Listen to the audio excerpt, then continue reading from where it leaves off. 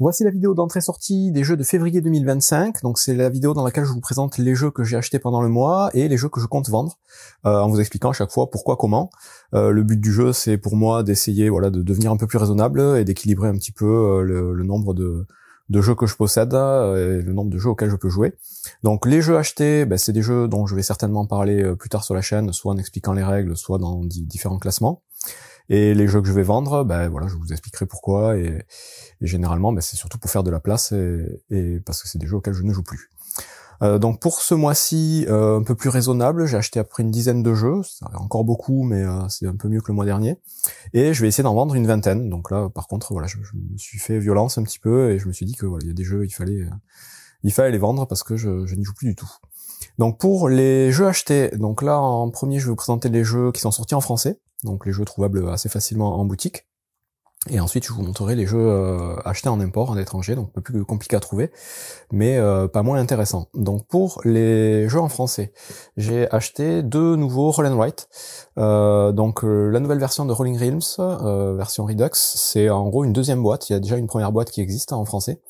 Donc c'est un roll and write très simple avec 2 dés où on va gérer 3 petites ressources et le but du jeu c'est d'avoir des étoiles, donc des points de victoire. Et l'originalité de ce jeu c'est que chaque petite carte donc avec lesquelles on va jouer, à chaque fois on va jouer avec 3 cartes différentes, sont liées à des jeux de société existants. Donc reprennent un petit peu des mécaniques de jeux de société existants, adaptés et simplifiés pour du roll and write du coup. Et c'est assez rigolo du coup de retrouver certains types de jeux. Donc là il y a 12 nouveaux royaumes, donc 12 nouveaux types de cartes. Et je crois qu'il y en avait déjà 12 dans la boîte de base. Et comme c'est un roll and write que j'aime beaucoup, je voulais tester ces nouveaux royaumes, voir ce que ça donnait. J'ai pas encore eu l'occasion de le faire, mais je ferai sans doute une vidéo règle qui recense un petit peu toutes les cartes sorties dans les boîtes de base en tout cas, parce qu'après il y a plein de petites extensions aussi vendues à part, qui elles sont disponibles surtout en VO. Il y a les règles d'ailleurs, y font référence. Donc voilà, premier Roll & Write acheté ce mois-ci. Le deuxième c'est Tropicool, que j'ai pris en promo, que je connais pas du tout. J'ai juste vu que c'était un Roll & Write avec un principe de rapidité, ce qui est un petit peu original dans ce genre de jeu. Donc voilà, j'étais curieux de tester, j'ai vu quelques avis assez positifs. Donc voilà, j'en reparlerai prochainement. Pour l'instant, j'en sais pas beaucoup plus. Ensuite, donc ça c'était pour les jeux on va dire un peu faciles d'accès, les jeux plutôt familiaux, un peu plus intermédiaires, même si je pense que c'est des jeux qui sont encore très accessibles. J'ai pris Spectacular, donc c'est un petit jeu de gestion de parc animalier à base de tuiles et de dés. On va devoir agencer au mieux son petit parc. C'est un jeu qui va se jouer beaucoup en simultané, donc les durées de partie sont assez réduites. Ça se joue de 1 à 6 joueurs et ça a l'air de bien se jouer dans toutes les configurations. Et du coup, c'est un jeu que j'ai trouvé plutôt intéressant. J'ai déjà fait une ou deux parties, la règle arrive bientôt sur la chaîne. Et ensuite, il y a Snowcrest, donc celui-là je l'ai pas encore testé. Et là, on est plutôt dans la gestion de cartes, gestion de tableau de cartes, avec donc des petites cartes avec des animaux. On va devoir gérer des ressources, essayer d'optimiser un petit peu son village dans les montagnes pour gagner la partie, marquer un maximum de points. Donc voilà, je m'y pencherai un peu plus prochainement. Et donc un petit cran au-dessus, en jeu un peu plus complexe, j'ai pris House of Fado, donc qui vient juste de sortir, qui est le nouveau Vital Lacerda. Donc pour ceux qui connaissent, c'est un auteur de jeu qui fait généralement des jeux plutôt très costauds. Et bien celui-là apparemment est un peu plus accessible que les autres. Il reprendrait, de ce que j'ai pu lire, un petit peu le principe de The Gallerist, qui est un de ces jeux phares à cet auteur, que je possède depuis quelques mois, voire années, et auquel je n'ai toujours pas joué. Mais je vais pallier à ça assez vite. Du coup, voilà, des très bons avis, des bonnes critiques. Celui-là, je l'ai pris sur les conseils d'un abonné qui m'a dit qu'il avait testé ça, qu'il avait trouvé ça très cool. Il m'en a pas fallu beaucoup plus pour craquer et pour vouloir tester ce jeu-là. Pareil, j'y joue bientôt, je ferai la règle en vidéo. Donc voilà pour les jeux achetés en français, donc 5 petits jeux. Et je vous montre maintenant ceux que j'ai achetés donc en import. 5 jeux aussi achetés en import ce mois-ci, donc des petits jeux de cartes pour commencer. Le premier c'est Schadenfreude, qui contrairement à ce qu'on pourrait croire est un jeu japonais, et pas allemand. Du coup c'est un jeu de pli, tout ce qu'il y a de plus simple. Le petit twist c'est que là la personne qui va remporter le pli c'est la personne qui aura la seconde main la plus forte. Voilà, c'est ce qui change un petit peu le jeu, entre autres choses. Ce qui en fait un jeu un peu original et qui a plutôt bonne réputation, donc j'étais curieux de tester. Après voilà, il y a juste quelques cartes et pour le coup à importer ça pique un peu, c'est un peu cher. Mais bon, on va tester ça. Ensuite, il y a Sears Catalog, donc c'est aussi un jeu de cartes, mais cette fois-ci c'est plus un jeu de Defos, donc de Taylor Rayner, pour ceux qui connaissent, qui est un gros spécialiste des jeux de cartes et des jeux de plis. Donc celui-là, vous êtes une voyante et vous allez devoir collectionner des objets, ou plutôt essayer de défausser de maximum d'objets inutiles pour garder ceux qui vous font marquer le plus de points. Le petit twist là aussi, c'est que vous aurez à chaque partie des cartes artefacts qui ont des petits pouvoirs particuliers pour changer un petit peu les combinaisons de cartes que vous allez pouvoir jouer au centre de la table. Donc je vous ferai la petite explication rapidement. Et ensuite j'ai pris Aegis. Donc Aegis, pareil, j'ai déjà joué en version émulée avec un simple jeu de cartes, parce qu'on peut y jouer éventuellement avec un simple deck de 52 cartes. Là c'est la dernière version sortie, il y avait déjà eu une première édition. À la base c'est un jeu de défausse aussi, mais pour 2 joueurs principalement, qui peut aussi se jouer à 3.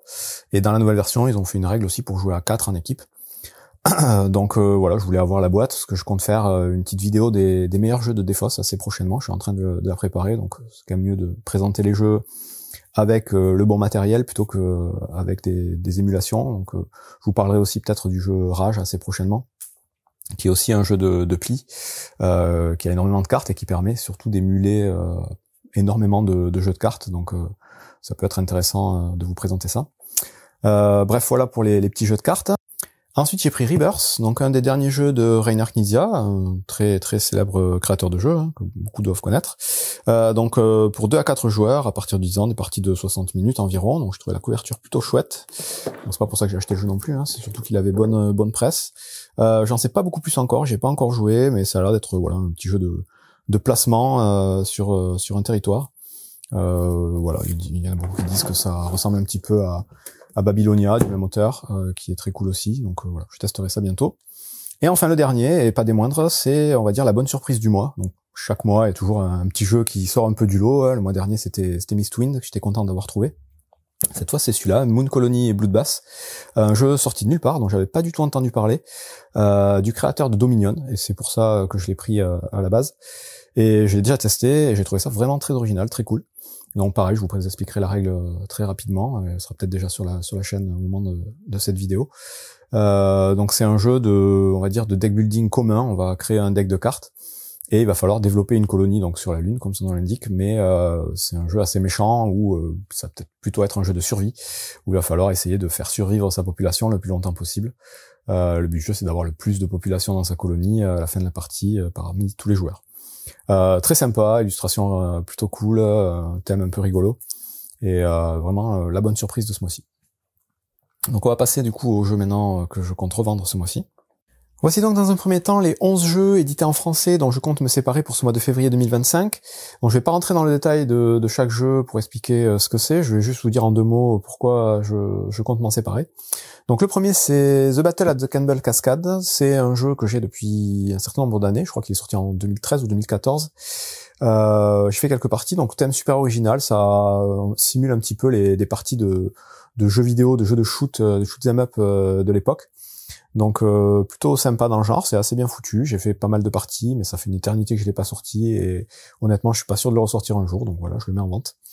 Ensuite il y a le jeu Neuroshima XX, donc là pareil, il date d'il y a un petit moment, j'ai avec l'extension Babel 13, c'est un petit jeu tactique de tuiles et d'affrontements pour 2 joueurs principalement, il y a des petits modes pour jouer à 4 ou à 3 éventuellement. Très sympathique, vraiment très cool. Ce qu'il y a, c'est que j'ai récupéré du coup Monolith Arena, qui est une sorte de réédition dans un thème, donc là c'est thème 100% science-fiction. Monolith Arena c'est plus thème fantasy, mais sinon c'est quasiment le même jeu, donc ça fait doublon dans ma ludothèque, donc je vends celui-ci. Ensuite, Imperium Antique, donc celui-là, j'ai jamais réussi à y jouer en fait, tout simplement. C'est un jeu avec différents peuples assez asymétriques, un jeu de cartes, de gestion de cartes, avec énormément de mots-clés, énormément de cartes différentes, des règles spécifiques pour chaque peuple. Bref, c'est un peu trop compliqué. En plus, je crois qu'il y a des errata un peu dans tous les sens dans ce jeu. En gros, j'ai jamais réussi à faire une partie, et je pense que j'en ferai jamais, donc je le mets en vente. Mais il a quand même très bonne presse et très bonne réputation, surtout pour son mode solo, je crois. Donc voilà, je pense que c'est un bon jeu, mais je saurai jamais.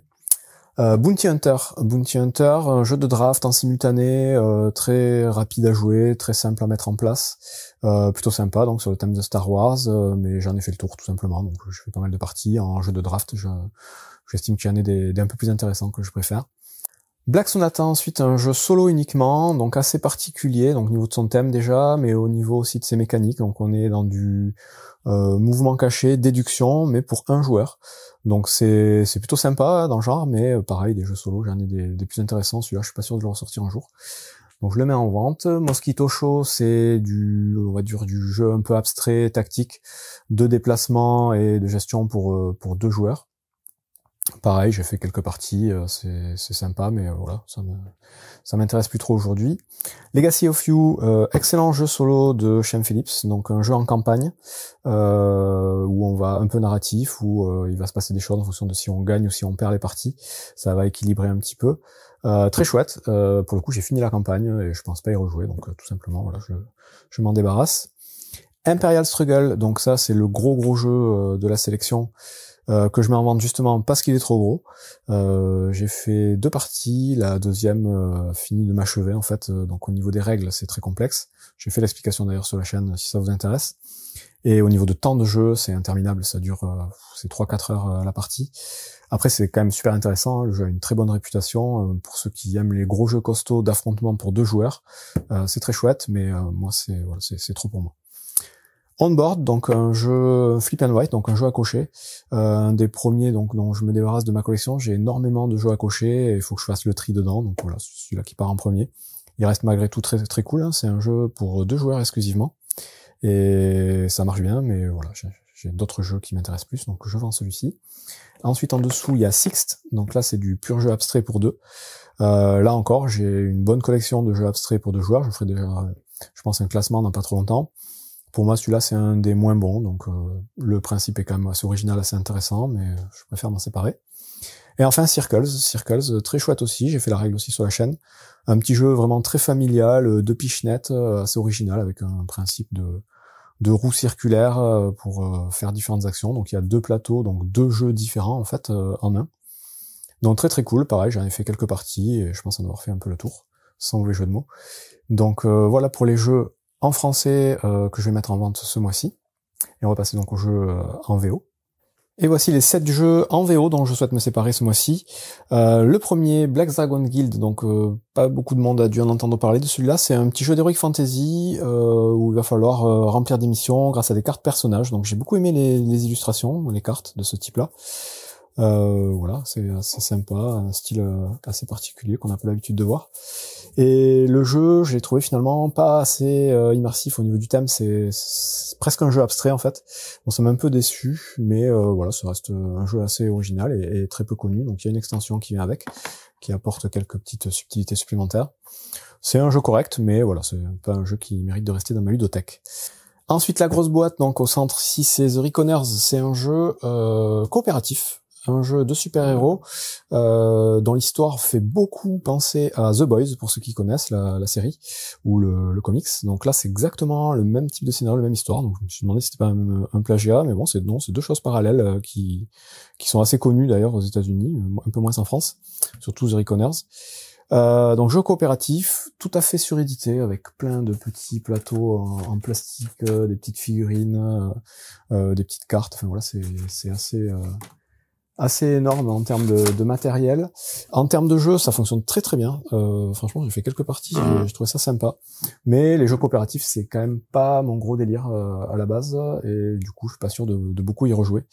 Donc je le mets en vente. Voilà, c'est un jeu en anglais uniquement, pas beaucoup de texte sur le matériel, et assez intéressant dans son genre. The Grand Carnival, c'est un simple jeu de pose de tuiles où on va devoir construire son petit parc d'attractions, donc avec des illustrations assez sympas, style vieux cartoon. Voilà, pas mal aussi dans son genre, mais en jeu de tuiles, pareil, j'en ai tout un tas d'autres que je préfère. Wir sind das Volk, celui-là, un jeu en anglais et allemand, uniquement, un jeu pour 2 joueurs d'affrontement sur l'Allemagne de l'Ouest, l'Allemagne de l'Est, donc un jeu un peu politique, avec un thème qui, très franchement, me fait pas beaucoup rêver.